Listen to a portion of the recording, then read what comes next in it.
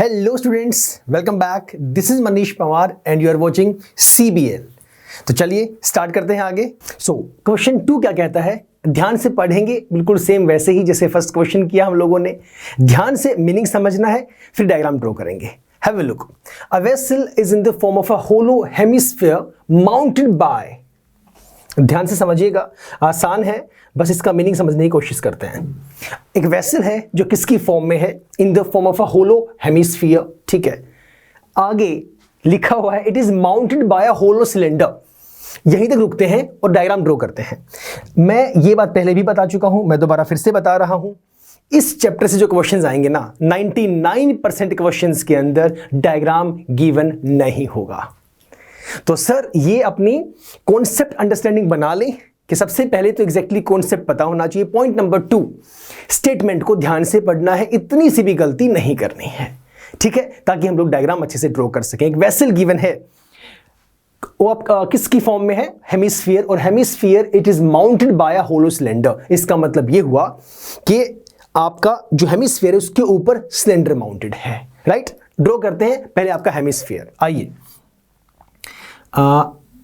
ये हो गया हेमिस्फीयर। चलिए, ये हमें इनिशियली गिवन है। अब इसके ऊपर इन्होंने कहा कि सर इसके ऊपर आपका सिलेंडर भी माउंटेड है। ये लीजिए, अब जितना मैंने पढ़ा यहां तक उसके अकॉर्डिंग मैंने डायग्राम कर दिया ड्रॉ। अब जैसे ही मैं डायग्राम ड्रॉ करूंगा ना, एक चीज तो यहां से सामने आ चुकी है, एक चीज तो तय हो चुकी है, वो ये कि जो डायमीटर आपके हेमिस्फीयर का है वही डायमीटर आपके सिलेंडर का है। हाँ या ना, है ना? या ये बोल दें जो डायमीटर आपके सिलेंडर का है वही डायमीटर आपके हेमिस्फीयर का। क्यों?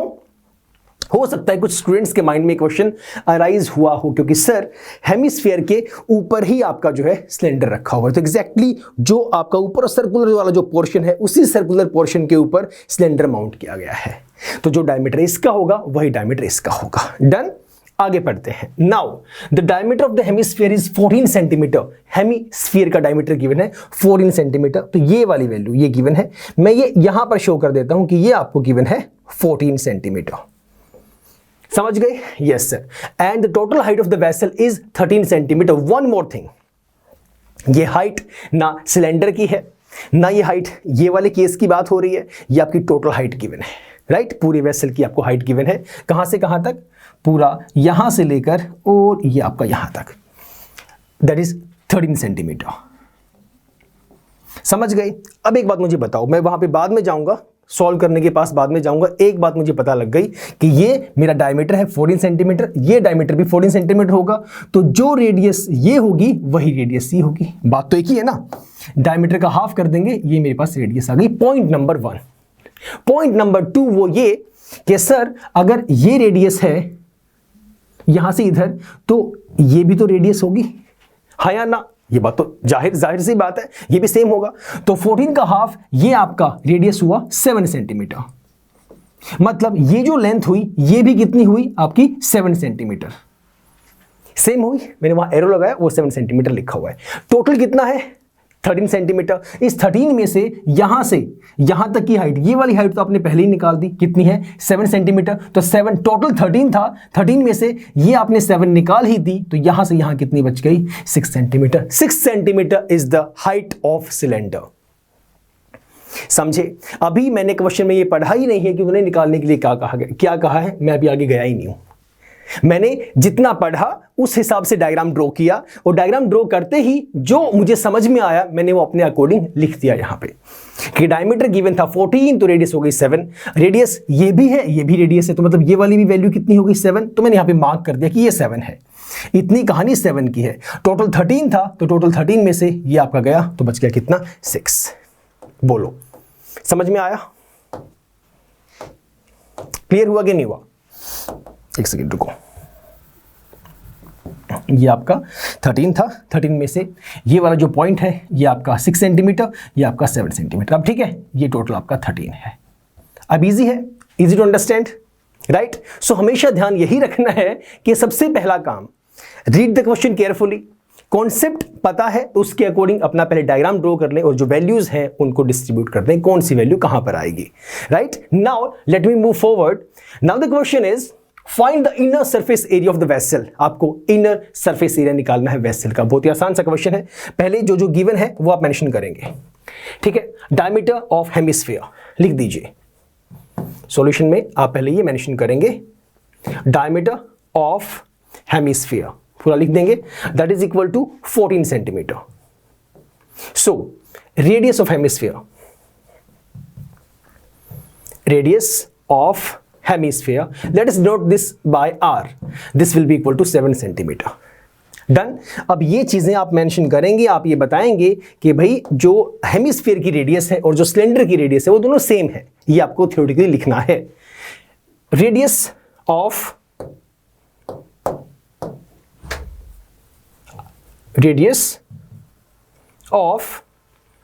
Cylinder, this is the same as that of hemisphere, वो भी r ही है, this is 7 centimetre, right. Apart from that mention height of cylinder as well. लिखिए height of cylinder, this is equal to h, लेके चलते हैं। Cylinder की height कितनी रह गई? 6 सेंटीमीटर। ये 7 रह गया, ये आपका 6 रह गया। डन। यहां तक कोई परेशानी है तो बोलें, फिर चलते हैं आगे। बताइए, चलें? ठीक है, निकालिए surface area, inner surface area of the vessel. Inner surface area of the vessel क्या होगा? दोनों के CSAs को प्लस कर देंगे, हाँ या ना? हाँ सर, सही बात है। तो लिख दो फिर, CSA of cylinder plus CSA of hemisphere. लिखिए, ये यहां पे जगह नहीं है, मैं यहां पे लिख रहा हूं, okay. This will be equal to CSA of cylinder plus CSA of hemisphere। अब आप लोगों में से मुझे कोई ये बताएगा कि मैंने दोनों में CSA ही क्यों लिया? ये कॉन्सेप्ट थियोरेटिकल पोर्शन में बहुत डिटेल में समझाया गया था, है ना, कि कब CSA लेना है, कब आपको TSA लेना है। इन्होंने क्वेश्चन में ये पूछा है, find the inner surface area, अंदरूनी सरफेस एरिया आपको निकालना है। तो श्रीमान इनर सरफेस एरिया निकालेंगे तो देखो ये वाला हिस्सा तो इसका CSA निकालना पड़ेगा, और ये वाला नीचे वाला हिस्सा इसका इनर सरफेस एरिया प्लस इसका, तो TSA कैसे निकाल सकते हैं? TSA में ऊपर वाला भी काउंट होगा, वो तो कवर्ड ही नहीं है। इनर की बात मतलब ये CSA और आपका ये वाला भी CSA, दोनों CSAs को प्लस कर देंगे। Now put the values. CSA of cylinder क्या होता है? 2 pi RH। Let us put the value, this is 2 pi RH plus CSA of hemisphere क्या होता है? 2 pi r square. This is 2 pi r square. मैंने एक चीज बताई थी थ्योरेटिकल पोर्शन के अंदर, वो ये थी कि हमेशा ही कोशिश करें कॉमन निकालने का। बताया था ना। जहां पर मैंने यह भी कहा था कि जिस स्टूडेंट को कॉमन निकालना डिफिकल्ट लगता है वो ना निकालें, तो पहले ट्राई यही करें, कोशिश करें कि कॉमन निकालें। कॉमन निकालने से कैलकुलेशंस आसान हो जाती हैं, कैलकुलेशंस में गलतियां होने के चांसेस बहुत ही कम हो जाते हैं, क्योंकि आपने कुछ वैल्यूज बाहर निकाल दी तो आप बाहर उसको सॉल्व करने वाले हैं। उसको 2 बार सॉल्व करने की बजाय आप उसे एक ही बार सॉल्व करेंगे। जैसे यहाँ पे r मुझे पता है सेम है, 2 कांस्टेंट है, पाई भी कांस्टेंट है, तो निकाल दो कॉमन। तो यहाँ से 2 भी कॉमन आ गया, पाई भी आ गया और आपका r भी कॉमन आ गया। Right sir. अंदर कितना बचा? यहाँ 2 पाई r चला गया, h बचा, प्लस 2 पाई r चला गया, सिर्फ आपका r ही तो बचा।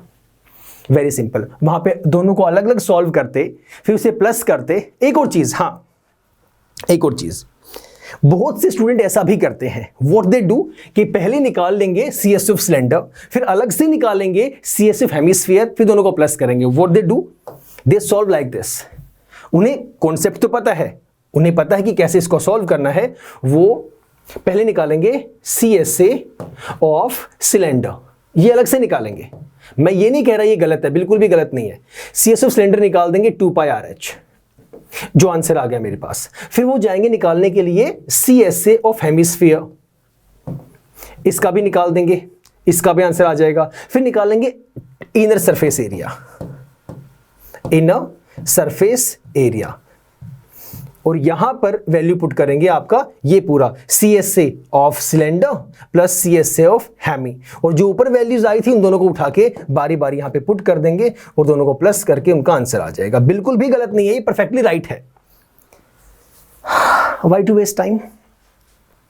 एग्जाम में इतना टाइम होगा क्या? टाइम वैसे काफी होता है एम्पल ऑफ टाइम होता है, but still why to waste that? जब हमें पता है कॉन्सेप्ट का तो उसके अकॉर्डिंग इतना लंबा क्यों करेंगे? आपको यह पता है कि इनर सरफेस एरिया निकालने के लिए आपको CSA of cylinder plus CSA of hemisphere करना पड़ेगा, ये पता है ना? तो जब पता है भाई तो सीधा ऐसे क्यों नहीं पुट कर रहे, सीधा यहीं पे निकाल दो, CSA of cylinder plus CSA of hemisphere, दोनों की फॉर्मूलाज पुट करो, जो कॉमन निकलता है निकालो, टाइम भी बचेगा, कैलकुलेशंस मिस्टेक्स भी कम होंगी, आंसर भी परफेक्ट आने के चांसेस हैं पूरे पूरे, राइट? करिए फिर पुट अप। रेडियस थी आपकी 7, हाइट है आपकी 6। इन्होंने पाई लेने के लिए कुछ कहा है, कुछ इन्होंने नहीं कहा है, तो हम बेसिक वैल्यू लेके चलेंगे जो बाय डिफॉल्ट होती है, that is 22/7। So 2 multiply by 22/7, 2 multiply by 22/7, multiply radius is 7 और ब्रैकेट में आपका हाइट इज 6, रेडियस इज 7। यही है ना? कुछ गलत तो नहीं कर दिया भाई? हाइट 6 है और ये आपका 7 है, बिल्कुल ठीक है। कर दो solve, let us solve this. ये 7 से 7 आपका गया, 222 44 मल्टीप्लाई बाय 6 + 7 13, 13 4 42, 2 कैरी 4, 42 और 4 46, 462, ये आपका आ गया आंसर।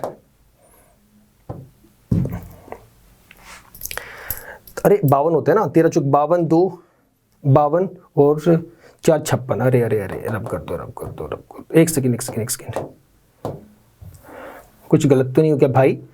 2 2 4 6 7 13, 13 चौक 52 का 2 carry 5, 52 sorry 572, this is the answer.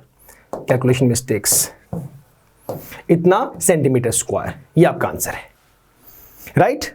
मैंने गलती से कर दिया था, समझ गए? देखो गलतियां हमसे भी होती हैं, ऐसा नहीं कि हम लोग टीचर्स हैं तो हमसे गलतियां नहीं होती हैं, we are also humans. The thing is this कि गलती होती पकड़ लो उसे, कि क्या यही आंसर आ रहा है कि नहीं आ रहा है, कि हमने कुछ कैलकुलेशन मिस्टेक तो नहीं किया। इवन देखो एक फैक्ट बता रहा हूं, बिल्कुल फैक्ट है, मैथ्स के केस में तो है ही है वो चीज। जब आपकी प्रैक्टिस अच्छी होती है ना, जब आपने उसी टाइप के क्वेश्चंस, वैसा ही कॉन्सेप्ट बहुत बार क्वेश्चंस उसके निकाल के देखे हुए हैं, जब आप सॉल्व करते हैं ना 99% ऐसा होता है, आप तभी पहचान जाएंगे, आपको हल्का सा इंट्यूशन हो जाएगा कि हाँ मैंने यहां पे गलती की है। अब देखो मैंने जैसे हमें मल्टीप्लाई किया 13 × 52 होता है, मैंने मन से निकला 42। अब ये तो नहीं है कि भाई वो पता नहीं है, द थिंग इज दिस कि what mistakes we do, try to understand my point, समझने की कोशिश करना इस पॉइंट को।